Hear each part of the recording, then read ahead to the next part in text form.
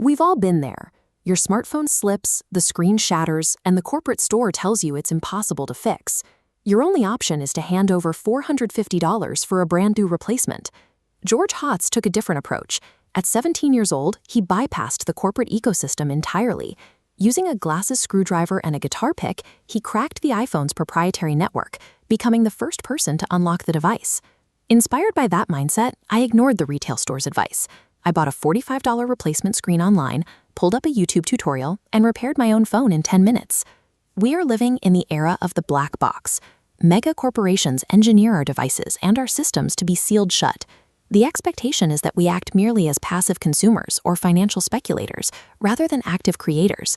True world-altering progress rarely emerges from rigid corporate ecosystems. It comes from the tinkerer, the rule breaker, who insists on taking things apart. Right now, that is a cultural spirit we are in danger of losing. Real tinkerers are rarely ROI-obsessed experts in pristine labs. They are amateurs. They operate on purposeless curiosity, grabbing what already exists and remixing it into entirely new forms. Take Thomas Edison. Popular history paints him as a master businessman with a flawless blueprint for success. In reality, he was a chaotic tinkerer who frequently stumbled when trying to run a profitable enterprise. Look at his workspace at Menlo Park. It was a messy, unstructured playground that completely rejected standard corporate bureaucracy. His team was surrounded by thousands of chemical bottles and half-finished prototypes. Edison's tinkerer mindset actually caused commercial failures. He struggled to successfully launch the tinfoil phonograph because he couldn't stop taking it apart and endlessly modifying it for his own amusement. Tinkering is, at its core, an optimistic mindset. George Washington applied this exact approach to his farms. He constantly experimented with crop rotation, with custom fertilizers, and new plow designs to solve problems the experts of his day couldn't fix. Washington even tried to engineer the massive Potomac Canal without actually knowing how to build one. The initial wooden lock system was a mechanical failure, but that willingness to try, fail, and iterate laid the groundwork for American civil engineering. Historical leaps forward require the freedom to fail and obsess over the mechanics of a problem.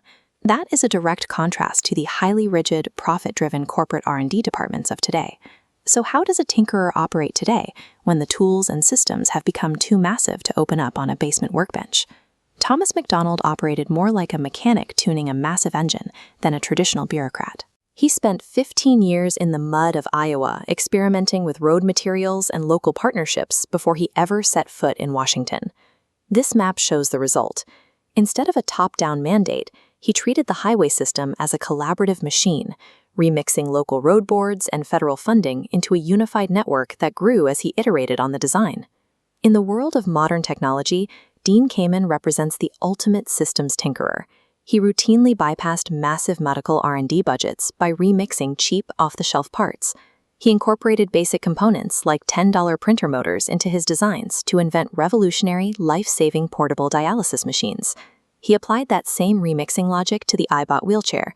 By integrating gyroscopic sensors, he solved the complex problem of human balance, allowing the chair to safely climb stairs and cross rough terrain. Whether laying thousands of miles of asphalt or building intricate medical devices, a tinkerer's impact scales perfectly with complexity, provided they retain the freedom to dismantle and remix the system. We are seeing a shift in where our national energy goes. As manufacturing jobs vanished, the drive to dismantle and rebuild moved from the workshop to the balance sheet. We began applying a tinkerer's mindset to debt, creating the complex derivatives that eventually destabilized the economy in 2008. This diagram shows the consequence. On the left, financial engineering simply shuffles existing money around. On the right, the tinkerer creates new wealth by turning raw materials into new technologies, physically increasing the size of the pie for everyone. The data reflects this shift.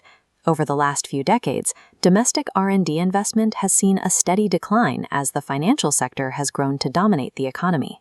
We are producing fewer STEM graduates, while our attention is consumed by entertainment and financial speculation.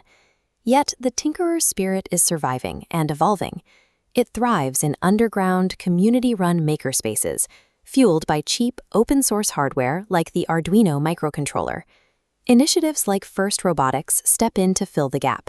By framing engineering as a varsity sport, they actively rebuild the cultural demand for makers.